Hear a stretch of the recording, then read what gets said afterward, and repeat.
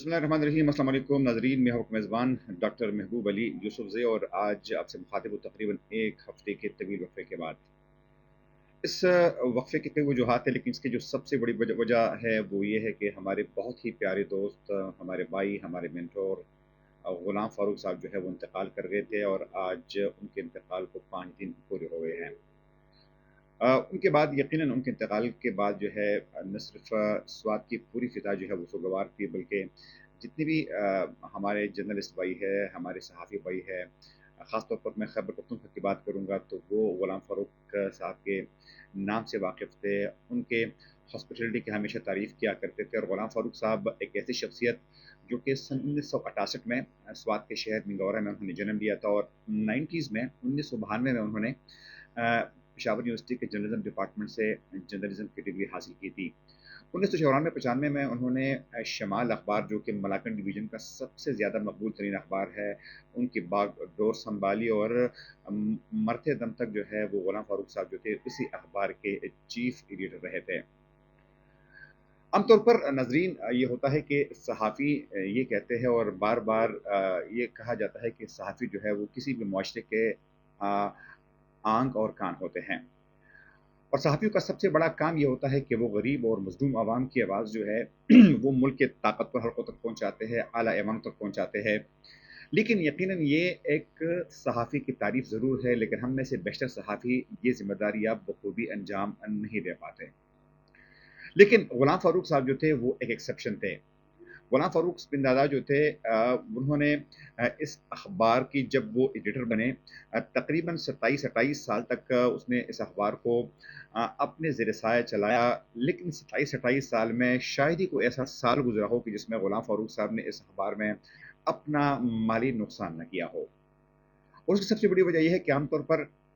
اخبارات کی کوشش ہوتی ہے کہ وہ حکومت وقت کے ساتھ ان کی اچھے تعلقات رہے، حکومت وقت کے جو قصیدے ہیں وہ پڑھے، ان کی خبریں زیادہ لگائے۔ غلام فاروق صاحب جو تھے وہ ہمیشہ اپوزیشن میں ہوا کرتے تھے، اور اس کی سب سے بڑا وجہ یہ ہوتی تھی کہ وہ ہمیشہ اس بات پر ناراض ہوتے تھے کہ حکومت وقت، چاہے وہ صوبے کی حکومت ہو، وہ مرکز کی حکومت ہو، ہمیشہ غریب لوگوں کا استحصال کرتے ہیں،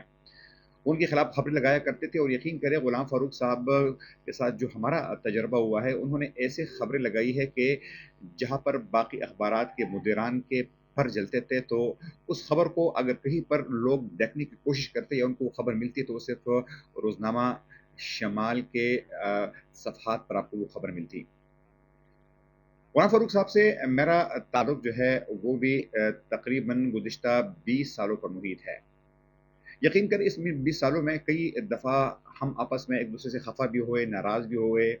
لیکن دوستی ہماری ایسی دوستی تھی کہ مرتے دم تک غلام فاروق صاحب جو تھے وہ مسلسل رابطے میں تھے۔ آپ کو یہ بات جان کر بھی حیرانی ہوگی کہ غلام فاروق صاحب کے انتقال سے صرف 10 روز قبل جب میں ان کے اعتمار داری کے لیے اسلام آباد پہنچا، ان کے ساتھ طویل گفتگو ہوئی، تو اس دوران بھی جب میں نے ان سے یہ پوچھا کہ آپ کی حالت کیسی ہے، تو اس نے کہا کہ میں بالکل ٹھیک ٹھاک ہوں۔ ایک ایسا شخص جو کہ شوگر جیسے مرض اور پھر گردوں کی مرض کی وجہ سے انتہائی کمزور ہو گئے تھے، وہ ہمیشہ اس بات پر یقین کیا کرتے تھے کہ وہ مرتے دم تک اپنے آپ کو انرجیٹک رکھنے والی شخصیت ہے۔ سوات کے لوگ غلام فاروق کے سائے سے محروم ہو گئے ہیں، اور یقیناً آج صورتحال یہ ہے کہ بہت سارے لوگ جو ہے وہ غلام فاروق سے ایسے پیار کیا کرتے تھے، ایسی محبت تھی ان کو اس شخصیت سے کہ جس طرح لوگ اپنے گھر کے کسی فرد سے محبت کرتے ہیں۔ وہ لمحات بھی ہم نے دیکھے کہ جب غلام فاروق صاحب کا جنازہ اٹھایا گیا، اور جب ان کی نماز جنازہ پڑھائی گئی، اور جب قبر تک ان کے دوست پشاور، مردان، نوشہرہ، سوات کے دوست، اسلام آباد کے دوست جب ان کی نماز جنازہ پر پہنچے تو زاروں قطار ان کے دوست جو ہے وہ رویا کرتے تھے۔ ان کے دوست یہی کہتے تھے کہ جب ہم سوات آیا کرتے تھے تو ہمیں یوں لگتا تھا کہ جس طرح ہم اپنے ننیال، اپنے نانا کے گھر جا رہے ہیں، کیونکہ غلام فاروق صاحب کی محبت اتنی زیادہ ہوتی تھی کہ ہمیں یہ محسوس نہیں ہوتا تھا کہ ہم کسی دوسرے ضلع میں یا کسی دوسرے علاقے میں جا رہے ہیں۔ اور پھر آپ اس سے اندازہ کریں کہ ان کے وہ دوست جو ان کے قریب رہتے تھے، ان کے ساتھ ان کی محبت کا کیا درجہ ہوگا۔ ایک ایسی شخصیت جس کے بارے میں یہ کہا جاتا تھا کہ ذرا وہ اپنی طبیعت کے تیز آدمی تھے، لیکن یقین کریں یہ آدمی منافق نہیں تھا، یہ دوستوں کا دوست تھا، یہ دشمنوں کا دشمن تھا۔ اس نے ہمیشہ اپنا نقصان کیا ہے، لیکن اس بندے نے ہمیشہ اپنے دوستوں کے لیے اس حد تک یہ بندہ گیا ہے کہ جہاں پر کوئی دوسرا سوچ بھی نہیں سکتا۔ ہم اکثر یہ کہا کرتے تھے کہ غلام فاروق صاحب ایک ایسی شخصیت تھے کہ جب آپ ان کو اپنا کوئی مسئلہ بیان کرتے، کوئی ایشو بیان کرتے، تو شاید وہ بیان کرنے والا تو اس کو بھول جاتا، لیکن غلام فاروق بن دادا جو ہے اس مسئلے کو آخری حد تک پہنچایا کرتے تھے۔ اس لیے پوری سوات میں جو فضا ہے وہ سوگوار ہے۔ آپ سوشل میڈیا پر دیکھیں تو ہر جگہ پر آپ کو غلام فاروق بن دادا کی تصاویر نظر آئیں گی، ان کے قصیدے لوگ پڑھیں گے، اور ہمیشہ لوگ یہی بات کرتے ہیں کہ غلام فاروق بن دادا کی وجہ سے نہ صرف غلام فاروق بن دادا کے بچے یتیم ہو گئے ہیں، بلکہ سوات کے صحافی، خیبر پختونخوا کے صحافی جو ہے وہ بھی یتیم ہو گئے ہیں۔ دوستوں کا دوست اور یاروں کا یار غلام فاروق جو ہے اب اس دنیا سے ہمیشہ ہمیشہ کے لیے رخصت ہو کر چلے گئے ہیں۔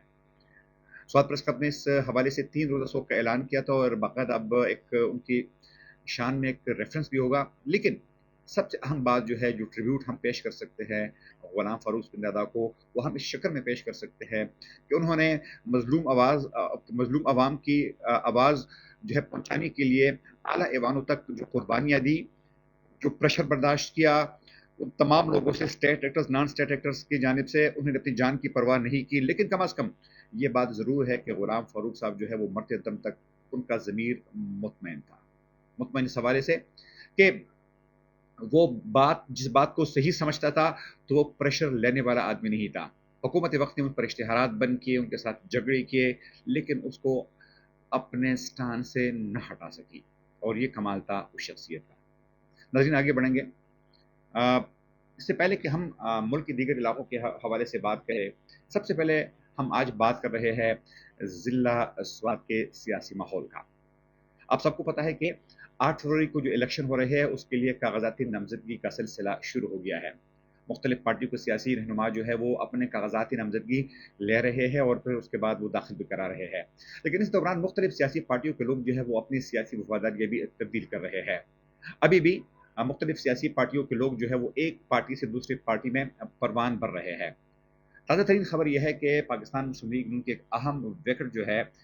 وہ تقریباً اڑ گئی ہے، وہ تقریباً گر گئی ہے، اور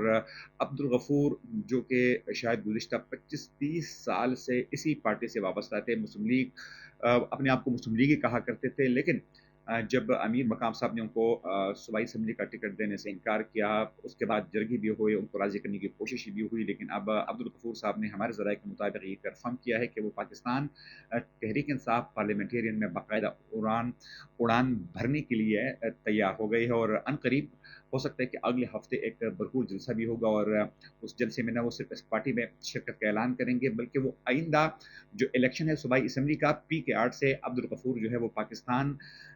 تحریک انصاف پارلیمنٹیرین کے پلیٹ فارم سے یہ الیکشن لڑیں گے۔ یہ یقیناً پاکستان مسلم لیگ نون کے لیے ایک بہت بڑا دھچکا ہے، کیونکہ اگر ہم خاص طور پر تحصیل قبل کی بات کریں تو تحصیل قبل میں عبد الغفور جو ہے انہوں نے ایک لمبے عرصے تک اس پارٹی کی خدمت کی، اپنے کارکنان کو اکٹھا کی، اور اس دور میں جب حالات پاکستان تحریک انصاف کے لیے بڑے اچھے تھے اور پاکستان مسلم لیگ نون لوگوں کو گرفتار کیا جاتا تھا، ان پر مقدمات بنائے جاتے تھے، تو اس دور میں بھی عبد الغفور اور ان کے ساتھی جو تھے یہ جیل میں رہے، ان کو پابند سلاسل کر دیا گیا، ان کے خلاف مقدمات بنائے گئے، لیکن اس آدمی کو اپنے اوپینین سے، اپنے رائے سے نہ ہٹا سکی، لیکن بدقسمتی سے آج یہ شخص مسلم لیگ نون کو خیربات کہہ رہا ہے۔ ان کا الزام یہ ہے کہ پاکستان مسلم لیگ نون کے جو صوبائی صدر ہے امیر مقام، وہ اپنے لوگوں کو نوازنا چاہتے ہیں۔ وہ پہلے سے انہوں نے ڈیسائیڈ کیا ہے کہ کس کو ٹکٹ دینا ہے اور کس کو ٹکٹ نہیں دینا ہے، تو یقیناً یہ پاکستان مسلم لیگ نون کے لیے بہت بڑا دھچکا ہے۔ اس کے علاوہ ناظرین، سوات کی ایک اور بہت اہم بڑی فیملی کامران خان اور چاچا کریم بخش کی فیملی، ان کے جو ایک چشم چراغ ہے ڈاکٹر شرباز جو ہے اب باقاعدہ انہوں نے عوامی نیشنل پارٹی میں شمولیت اختیار کی ہے، اور اب انہیں کے ٹکٹ پر وہ قومی اسمبلی کا الیکشن لڑیں گے، تو یہ کب اور بہت بڑی کامیابی ہے عوامی نیشنل پارٹی کے کہ اتنے بڑے خاندان کا شخص جو ہے ان کی پارٹی میں شامل ہو گئی ہے، اور باقاعدہ وہ اس پارٹی سے الیکشن لڑیں گے۔ لیکن دوسری جانب اسی پارٹی کے ایک اور خاتون رہنما جو ہے مسرت احمد زیب، جن سے پہلے اس ٹکٹ کا وعدہ کیا گیا تھا، تو انہوں نے اب اس پارٹی کو خیربات کہہ دیا ہے، اور انہوں نے مسلم لیگ نون میں شمولیت کا اعلان کر دیا ہے۔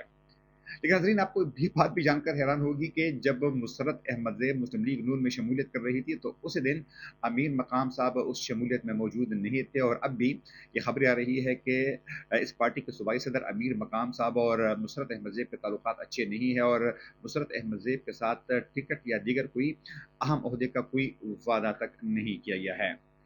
इस तरीके से मुख्तलिफ सियासी पार्टियां जो है वो रोज़ाना ऐलानात कर रही है, और तग-ओ-दो जो है ये सिलसिला जारी है।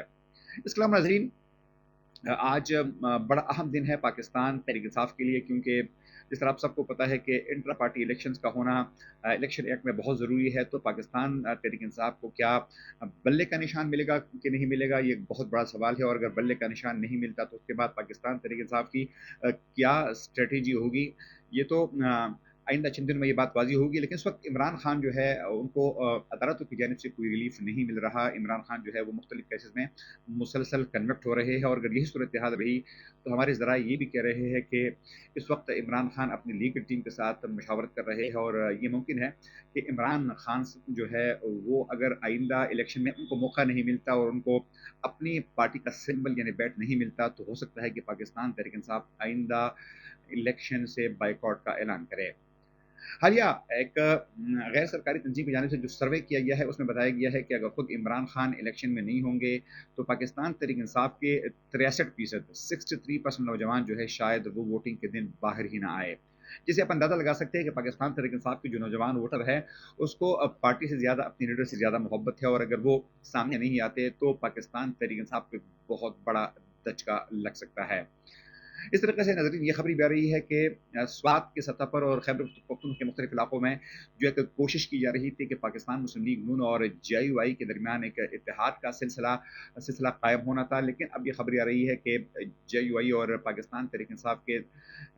दरमियान जो इत्तेहाद और इत्तेफाक के बारे में बात की जा रही थी, सीट एडजस्टमेंट के हवाले से बात की जा रही थी, तो अब वो खतरे में पड़ गया है, और शायद आइंदा इलेक्शन दोनों रहनुमा जो है वो अपने अपने प्लेटफॉर्म से लड़ेंगे, और इत्तेहाद जो है वो शायद अब मुश्किल हो गया है। स्वात के मरकजी शहर मलाकन डिवीजन के हेडक्वार्टर मिंगौरा शहर में पाकिस्तान मुस्लिम लीग नून के उम्मीदवार का अब तक ऐलान नहीं किया गया है कि कौन इस हल्के से उम्मीदवार होगा। मुख्तलिफ सियासी पार्टियों के हवाले से बातचीत जारी है, लेकिन फिलहाल ये ऐलान तक नहीं किया गया है। तो मुख्तलिफ सियासी हालात जो है वो जारी है। 8 फरवरी को इलेक्शन होना है। मुख्तलिफ सियासी जमातों की जो लीडरशिप है वो अपनी कामयाबी के मुतज़ाद दावे कर रहे हैं, लेकिन नाज़रीन इस वक्त भी हकीकत ये है कि अगर एक लफ्ज़ जो इस्तेमाल किया जाता है लेवल प्लेइंग फील्ड, अगर वो हुआ तो शायद अब भी पाकिस्तान तहरीक इंसाफ को दीगर पार्टियों पर एज जो है वो ज़रूर हासिल है। अगले प्रोग्राम तक अपने मेज़बान डॉक्टर महबूब अली को इजाज़त दीजिए। अल्लाह हाफ़िज़।